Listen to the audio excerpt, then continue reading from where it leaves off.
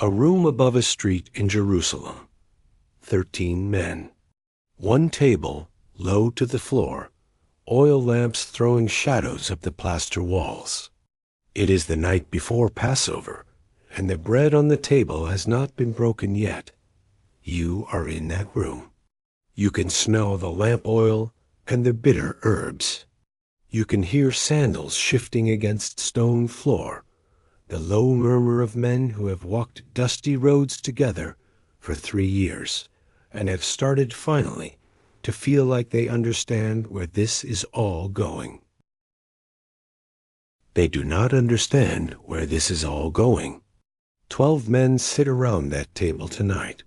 Fishermen, a tax collector, a political zealot who once would have killed a man like the tax collector on principle, brothers, cousins, best friends, and one man, quiet at the edge of the lamplight, already counting silver coins in his mind. Here's what almost nobody tells you when they tell this story. Of the 12 men reclining at that table, only one of them will die an old man, in his own bed, surrounded by people who love him. We are going to tell you exactly which one, but not yet. You have to earn that one, the same way he did. Because the other 11 are going to die in ways that should terrify you and inspire you in roughly equal measure. This is not a story about 12 tragedies. This is not a story about 12 accidents. This is not a story about 12 men who simply ran out of luck on the wrong roads at the wrong centuries. This is a story about 12 men who were handed, again and again, the single easiest exit available to any human being in history. Just say it isn't true, and who, every single time, chose silence or worse, chose to say it louder. Jesus breaks the bread. He passes the cup. He tells them one of them will betray him before the night is through. And you can imagine the way each man's eyes flick sideways at the others, wondering, surely not me. By morning, one of them already has. Within 30 years, 10 more of them will be dead for the same reason, refusing, under unbearable pressure, to take back 5 words. We saw him alive again. Stay with me. The first one to fall is the one they called Son of Thunder. His name was James, son of Zebedee. Jesus called him and his brother John the sons of thunder.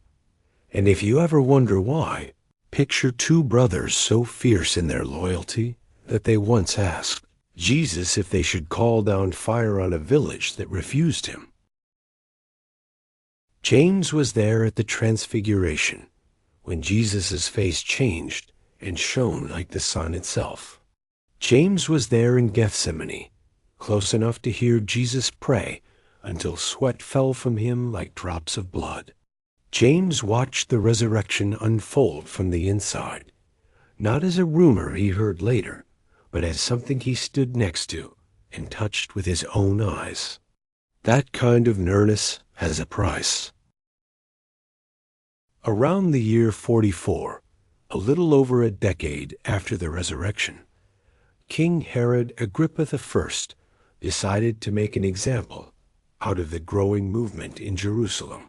He didn't go after a stranger. He didn't go after a minor follower he could quietly threaten into silence.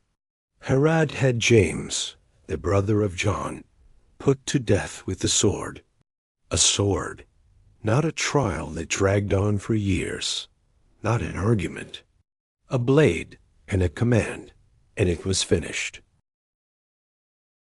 James became the first of the 12 to die for refusing to recant.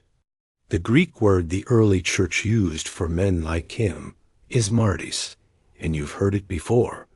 You just didn't know it.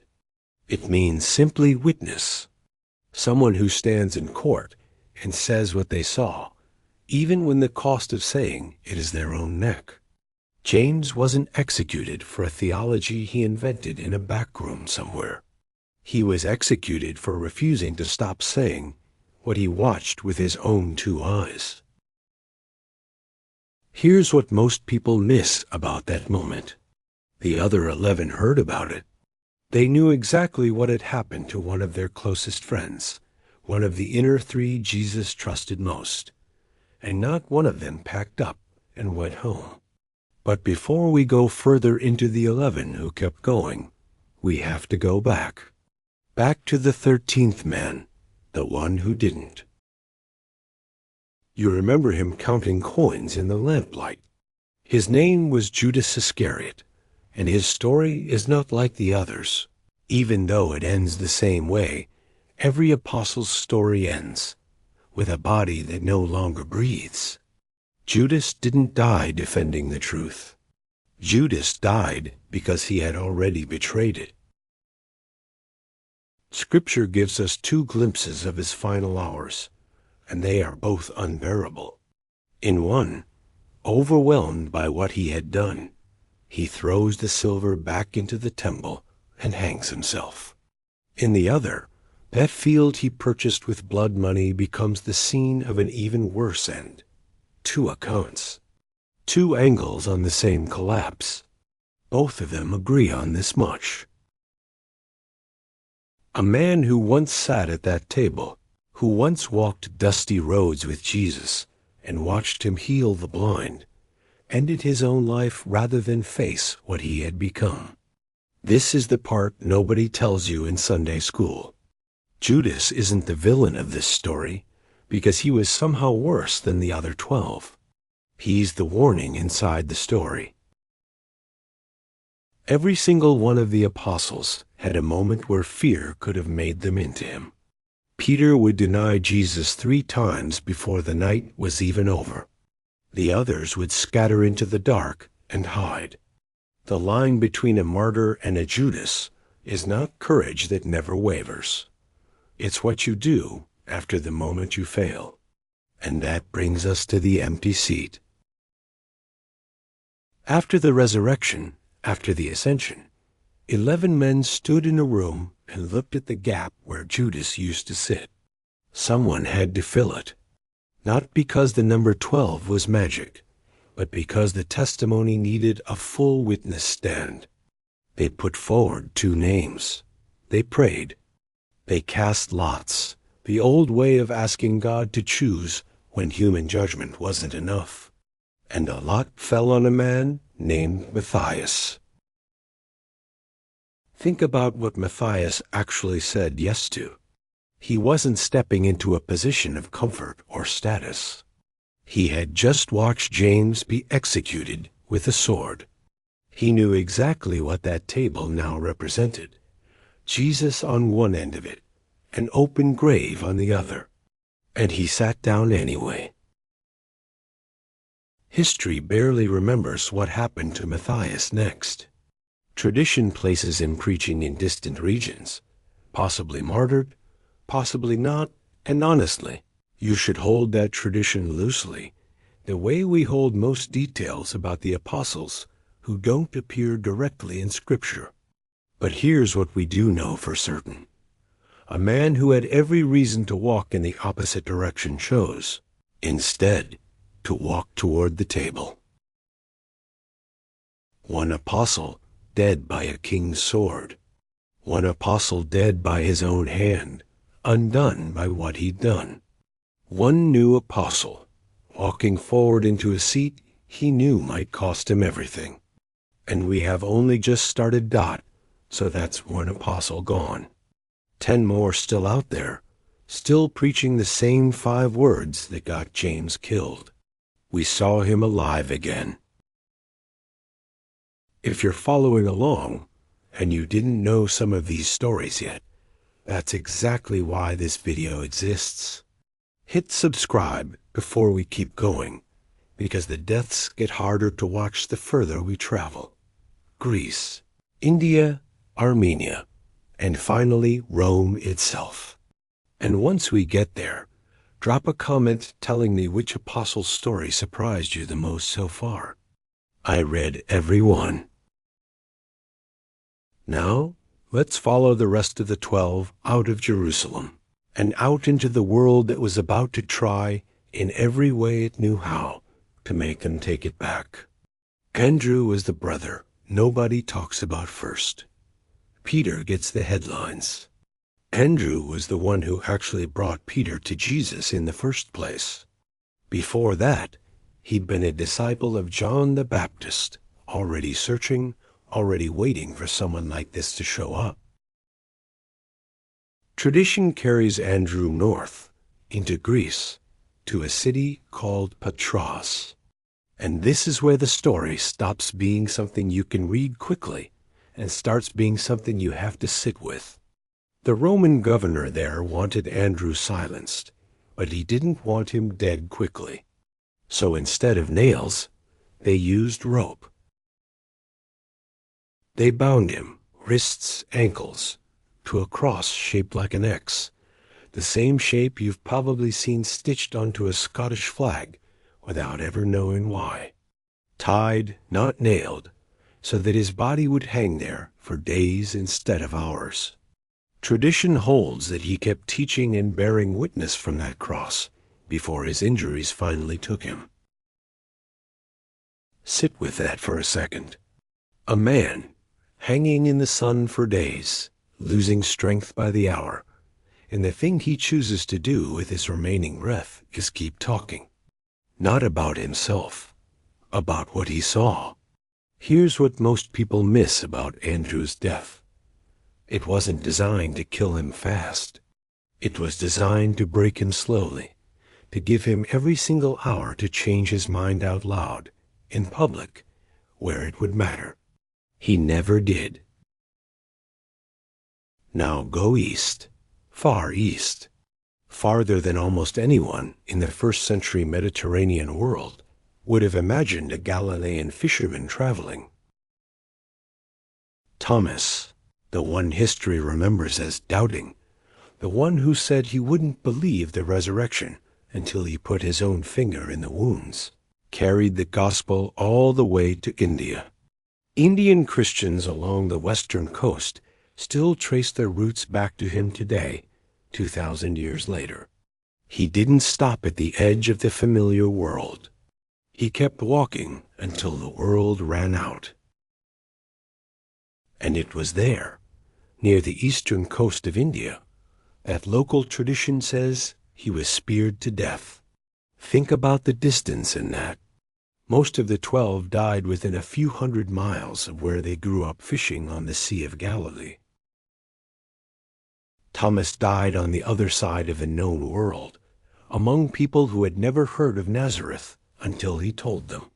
Stay with me, because this matters. The man remembered for needing proof became the man who carried that proof farther than any of the others, to the very edge of everywhere. You'd think the most obscure apostle would have the simplest story. He doesn't. James, son of Alphaeus, is mentioned only a couple of times in the entire New Testament, and historians still aren't sure how much we even know about him for certain. But the tradition that does survive says he was stoned, then clubbed until he stopped breathing, on a continent far from home, for a faith that the men killing him assumed he'd give up the moment things got difficult. He didn't. But it gets stranger. Of all the traditional deaths among the 12, none is harder to hear than what happened to Bartholomew.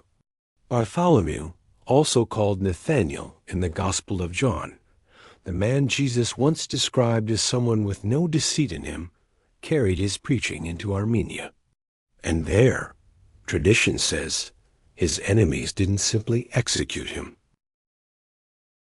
They flayed him alive.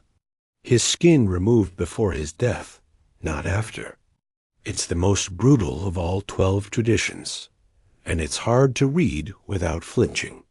It's also the reason that in centuries of Christian art, Bartholomew is almost always pictured holding his own skin, draped over his arm like a folded cloak, a symbol so disturbing that most people who see it in a painting have no idea what they're actually looking at. This is the part nobody tells you. By this point in the story, the pattern isn't subtle anymore. A king's sword, a cross built to prolong suffering, a spear on a foreign shore, stones and a club, a blade that removes skin before it removes life. Every method is different, every location is different, and every single result is the same. Men who had the easiest possible exit available to them take it back, just say it isn't true, refused every time, all the way to the end. Which brings us finally to Rome, and to the man who started all of this with a denial, not a confession. You remember Peter, the fisherman Jesus renamed the Rock, the one who, on the night Jesus was arrested, stood by a charcoal fire and 3 times told strangers he had never even met the man. Not once, 3 times. He didn't whisper it either. The Gospels tell us he cursed and swore he didn't know Jesus, a kind of denial that leaves no room for misunderstanding. You'd think a man with that kind of failure behind him would spend the rest of his life staying quiet, staying safe, staying out of rooms where the question might come up again. Peter spent the next 3 decades doing the opposite. He preached in Jerusalem days after the resurrection, to the very crowd that had just watched Jesus die. He preached after being arrested and beaten for it. He kept preaching after James, his closest friend, his fellow son of thunder's brother, was executed right in front of the church he was leading. And somewhere around the mid-60s, under the Roman Emperor Nero, in the city that thought of itself as the center of the entire world, Peter's testimony finally caught up with him. Early Christian tradition, going back to a letter called First Clement, written within living memory of Peter's own lifetime, places his death in Rome under Nero's persecution. And later tradition adds one detail that has outlived every emperor who ever sat on that throne. When the moment came, Peter asked his executioners to crucify him upside down, not as a request for mercy, as a confession. He told them he wasn't worthy to die the same way his Lord had died. Sit with that. The man who once denied Jesus by a fire, out of fear, in front of nobody important, ended his life nailed upside down in front of the entire city of Rome, because being right side up felt, to him, like a kind of theft, like claiming something that wasn't his to claim. This is not a story about a man who never failed. This is not a story about a man who was naturally fearless. This is not a story about a perfect martyr who never once denied his Lord. This is a story about a man who failed in the worst possible way, and then spent 30 years walking back toward the fire he'd once run from, until it finally took him. And now we can answer the question we asked you at the very beginning. Of the 12 men in that upper room the night before Passover, only one of them did not die by execution. His name was John. John, the brother of the first apostle, martyred.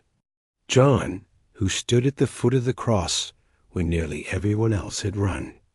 Tradition says he was exiled to the island of Patmos, that he may have even survived an attempt on his life before that exile, but he was never finished by it.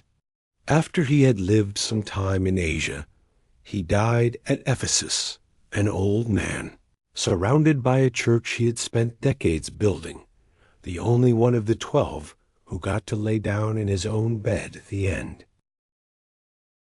And here is why that single exception doesn't weaken this story.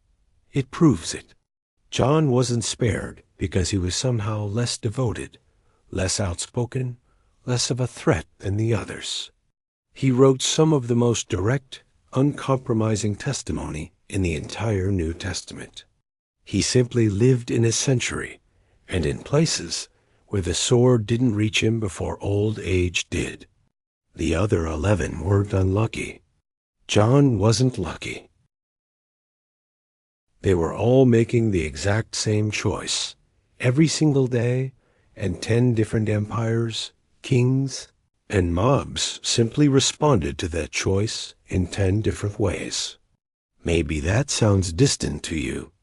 12 men 2,000 years ago, in places you'll never visit, under laws that no longer exist.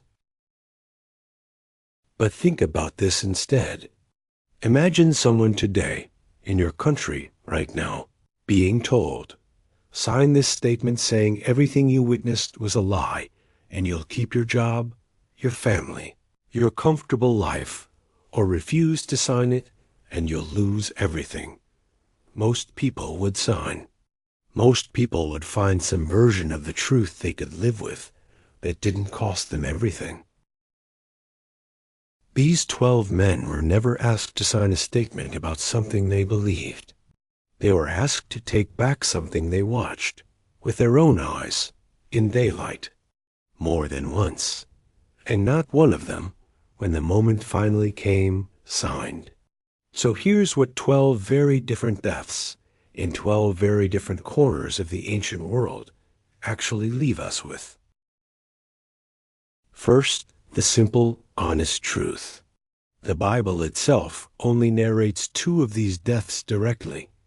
James, beheaded by Herod, and Judas, who took his own life. Everything else, Andrew's cross, Thomas's spear, Bartholomew's flaying, Peter's upside-down execution, comes to us through early church tradition and ancient historians like Eusebius, not from Scripture itself.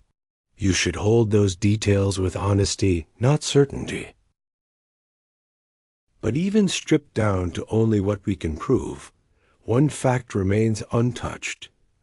Every single apostle named in the New Testament either died defending the resurrection, or, in Judas's case, died because he had already betrayed it.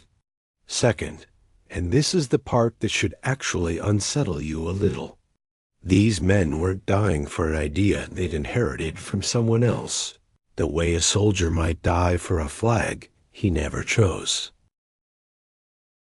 They were dying for something they personally watched happen. They ate fish with him after he was supposed to be dead. They touched him. James, Andrew, Thomas, Bartholomew, Peter, John, every one of them had a door marked, "Say it isn't true," and walk free.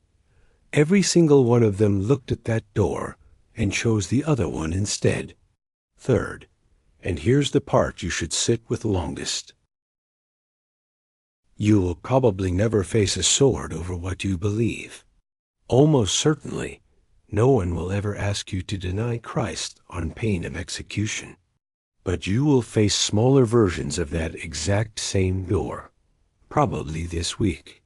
A conversation where staying quiet would be easier. A moment where saying what's true will cost you something. A friendship, a comfortable silence, a little bit of your reputation. 12 men showed you, in the most extreme terms imaginable, that the truth is worth telling even when it costs you everything. You're very unlikely to ever pay what they paid. But you're being asked, in your own much smaller way, the exact same question they were asked. Will you say it anyway? Which apostle's story hit you the hardest tonight? Andrew on the cross, Thomas at the edge of the world, or Peter finally facing the fire he once ran from? Tell me below. I read every single comment.